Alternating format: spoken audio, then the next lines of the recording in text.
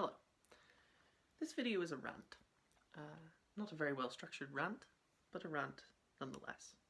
The World Cup started today. On Friday, I suggested in my office that we could run a little sweepstake, the kind of thing that offices do. And the sweepstake wasn't my idea, but someone had suggested that it was something we might do, and I volunteered to run it. And a couple of people in the whole office group chat said that they wouldn't be taking part because the World Cup is unethical. Now, that is the correct point of view, in the sense that the World Cup is deeply unethical in Qatar. But what I find frustrating is that I think it was reflective of a lot of people knowing that the World Cup is unethical, being in Qatar, but not knowing why exactly it is so bad, what their response should be, and how they should talk to other people about it, but also not knowing how the World Cup in Qatar is reflective of a lot of things about the way we exist in the world, and they're all things that we should be conscious of, not just a football tournament. So this is an explanation of why the World Cup is unethical, why choosing to watch it or not watch it are adequate responses for different reasons, and things that we can do to make the world better in context of it. So first of all, the World Cup is in Qatar because of bribery and corruption. That is inarguably true, in that 15 of the 22 men, all men, who voted for it to be there have been indicted or banned from football because of bribery and corruption, and multiple other bids have talked of their own experiences of members of that committee expecting favours of different kinds in exchange for their votes. Often they received favours from bids and didn't vote for those bids. And, well, to put it this way, the other bid that was picked on that day in Zurich in 2010 was Russia, backed very heavily and very personally by Vladimir Putin. Even Sepp Blatter, who was the FIFA president at the time, says that it was a mistake. Not because he disagreed with the way that FIFA was being run at the time, and not because he is in principle against a World Cup in that region, but because of this particular bid and the way it happened. Even if the bid did not bribe people, even if the bid was clean as a whistle, and to be fair, the bid itself has not been found specifically guilty, it was based on a tissue of lies. The football world was lied to. It was told that the tournament would take place in summer. It was told that the tournament would be carbon neutral. It was told that the tournament would make efforts to benefit the developing world and the region. None of that's happened. The World Cup is in winter, which is having a variety of knock-on effects on particularly player welfare in most major football playing countries, and it is probably the most carbon-intensive tournament we've ever had. Ignoring that, the point of the tournament being in Qatar is that it is propaganda for the Qatari regime. Now, the Qatari regime wanted people to be aware of Qatar, and Qatar differentiated from its larger regional neighbours, Saudi Arabia, the United Arab Emirates, and so on. But also, it wanted people to think that Qatar is a normal country for people to do business with and to do business in. Why did it want that? Well, because if you are perceived as normal, other countries will not have diplomatic sanctions against you. And diplomatic sanctions, when you're an autocratic regime, can cause economic problems that can cause you internal political problems, either from rival members of your own family, if you're an autocratic ruler, or from the public. That is what happened in Iran in the 1970s, as an example. Also, if you use the World Cup as spur for construction, economic development, and developing cultural ties, there are museums in Qatar now, offshoots of Western museums, there are universities, campuses of Western universities, then you can diversify away from your main export, which is natural gas. which ultimately means that if you diversify your income, you're less sensitive to large economic shocks, and if you can keep the country prosperous, you will not be overthrown, and every autocratic regime is worried about being overthrown. So that's why it's doing propaganda. It's a dictatorship. Now, depending on your definition, every World Cup since 1978 has been held in a democracy. Now, Russia in 2018 is probably the best example of why a nominal democracy is not necessarily an actual democracy. And of course, Russia won in the same bidding process as Qatar. But that doesn't mean the World Cup has not been used for propaganda by dictatorships before. The 1978 World Cup was held by a military dictatorship in Argentina, one that was disappearing people, which is a war crime, internally while the tournament was still going on. In 1934, the tournament was hosted literally by Benito Mussolini. Don't really need to elaborate on that, do I? So successful propaganda reduces the amount of external pressure on the regime, because you ingratiate yourself in the global community, but also you make yourself economically indispensable to the global community. So the global community are not going to help any forces that want to overthrow you. It also creates soft power and political alliances. So Qatar, as well as having the World Cup, own Paris Saint-Germain. So they have a economic and property presence in one of the capitals of one of the largest states in the EU. You can see how that works in your interest.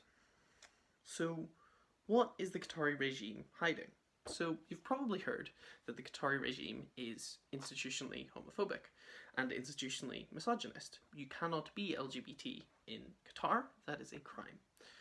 If you're a woman, you cannot have sexual relations outside of marriage in Qatar, because that is a crime. This is all terrible. It is terrible that a country exists that oppresses minorities to this extent.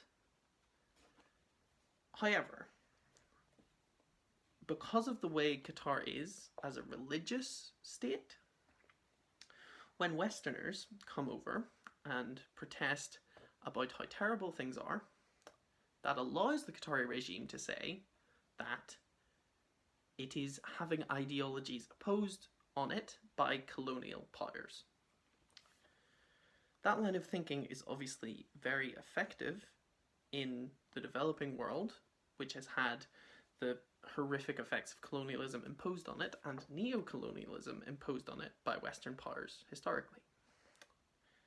So what's important is, where possible, to lift up the voices of the people within Qatar and within the wider Gulf region, and not to talk over those people. The other thing to point out is that the reason why Qatar is able to be so oppressive on its own citizens is because it is a dictatorship. It is an autocratic regime. There is no democracy. There are no political parties. The Qatari citizens cannot choose their own rulers.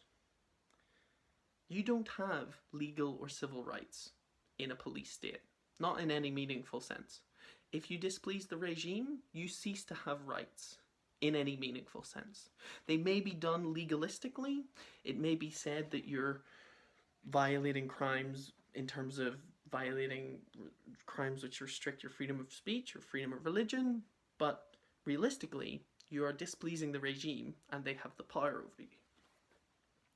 That is the thing that we need to oppose, because that is something that we can't be relativistic about. So we can't say, oh, there are cultural differences here. We have to say that dictatorships are wrong. It is not right to have a dictatorship as your form of government. And as people who live in a democratic society, we should oppose these things where they exist and do our best to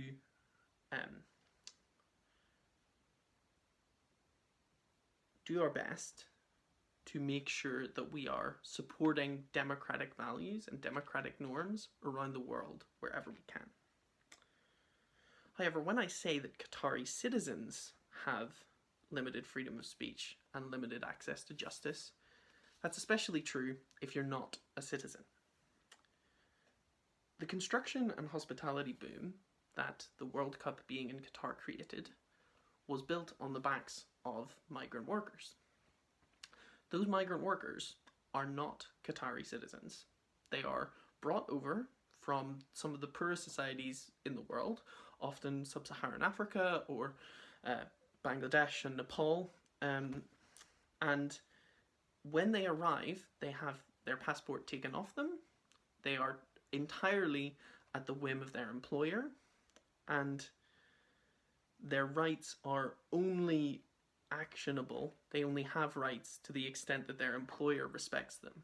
So to the extent that there are legal protections in Qatari law, and the Qatari regime likes to talk about the legal protections that they've introduced, those are only worth anything if there is a legal system and employers that are willing to enforce them. And if they're not, those legal protections don't mean a thing. So the system is set up for exploitation. These people are set up to be exploited. Those migrant workers are reliant on their employers for their wage, but they're also reliant on those employers to be resident in Qatar and for legal protection because they aren't Qatari citizens. So given that lack of choice, they are working in 50-degree heat for poverty wages. You might call them slave wages, $1 a day, $1 an hour even. As such, we will never know how many people have been harmed, and we will never know how many people have died in order to make this World Cup happen. Because it's not just the stadiums that have been built, it's motorways, metro systems, hotels, accommodation, everything, sewerage systems. There are people in hospitality in Qatar right now working at the places where journalists and fans are going to, who are still subject to terrible conditions and terrible exploitation. And the thing is, because these people are not citizens, the Qatari regime has not always recorded data on how many people died and why they died. So someone at a labour camp for migrant workers dies in their sleep, the Qatari regime will say they died of natural causes and will not do an autopsy. Even if that is a 35-year-old man who's in perfect health, who's been working 14 straight hours, 10 hours a day in 50-degree heat. So ultimately, we can only estimate how many people have died. Estimates are as high as 6,500. But we will never know. So thousands of people have died for this football tournament.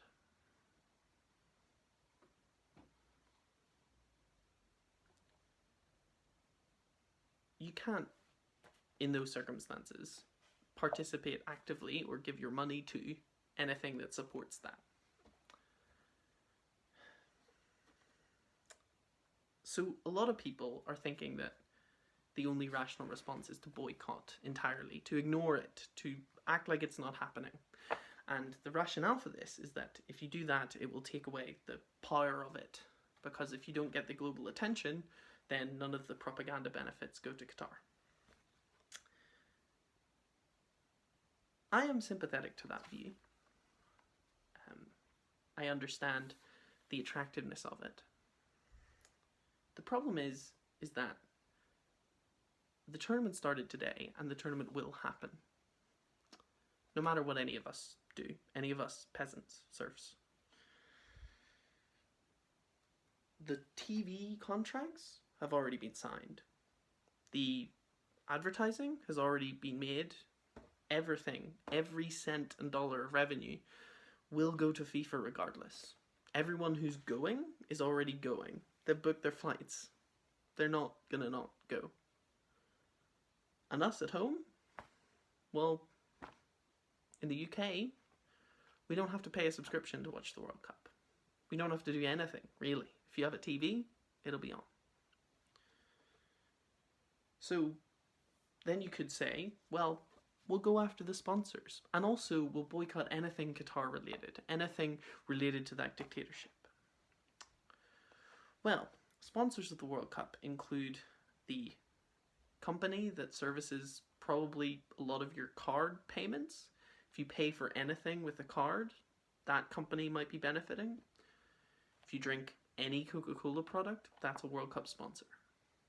In terms of things owned by Qatar directly, the Qatari Investment Authority is an investor in Sainsbury's and Heathrow Airport and the Shard and Canary Wharf and however many companies. In fact, the Qatari regime, the way they actually make their money is through natural gas. The UK doesn't import natural gas from Qatar because we can get it from Norway and we can get it from our own waters that are closer. But the price for natural gas is dependent on the demand, the aggregate demand, often from Europe.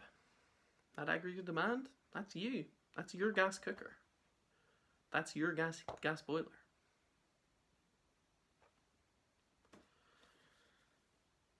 So ultimately, on TV, this tournament is free.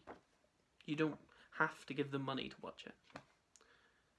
And we can delude ourselves and think that this is exceptionally bad. We can say that Qatar 2022 is bad, but when we go back to normal football, that's okay. European football was sponsored by the Russian gas company for years. The top three teams in the Premier League right now, number one is sponsored by the airline of Dubai, who sponsor their shirts and their stadium. Number two is owned and operated by the dictatorship that runs Abu Dhabi and one of the United Arab Emirates, and the team in third is owned by the regime of Saudi Arabia. So the dictatorships have won. Nothing we do over the next month will change that.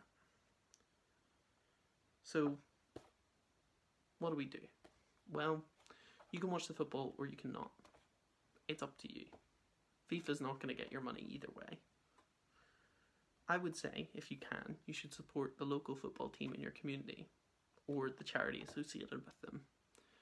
If you can, I have included some links to some charities in the video description that you might want to donate to. But you should be aware, more than anything, that the reason why Qatar is hosting the World Cup is because sports washing, laundering your regime's reputation through hosting sporting events, works. It works really, really well. People will defend the UAE and Saudi Arabia because they own the football team that they like. People will defend Qatar because they think that they've put on a good football tournament in nice stadiums. You have to be aware of it. You have to care about it. And you have to oppose it wherever you can. So, support your local team and try and make that your focus as a football fan. Volunteer if you can. Donate to charities that do work about migrant workers' rights and about supporting people in the Gulf region. If you're in England, you should write to your MP and you should call for them to implement the fan-led review and have an independent regulator for English football. We can't get the dirty money out of football. It's too late. We can't get the dictatorship money out. But we can stop more dictatorship money coming in, and we can try and make it a better sport and try and make it so stuff like this doesn't happen as much. You know, in my office, where I got the email about the World Cup sweepstake, I felt like I was being accused of unethical because I'm watching the football that's on. In that office, there is an alarm system that lets people in and out. Just a camera that people buzz in. That camera is made by Hikvision, which is a company you would not need to know their name because who cares what the name is on the panel of an alarm system in an office building, right? Hikvision is owned by the Chinese government. Their surveillance cameras are used in Xinjiang, where China is perpetrating a genocide against the Uyghurs. I have to use that office key every day. I don't have a meaningful choice not to. In the same way that when I go to Sainsbury's for my meal deal, 15% of Sainsbury's is owned by the state of Qatar. We all make compromises without thinking about it because it's easy. And we don't think about it.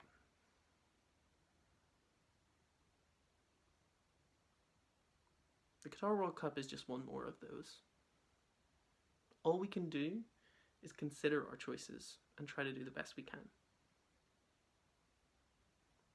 Football fans didn't cause this. Neither did any of us. All we can do is try and make things better and try and make our sport better. Sorry, that was a long one, but I felt like I had to say something. Thanks for watching DFTBA.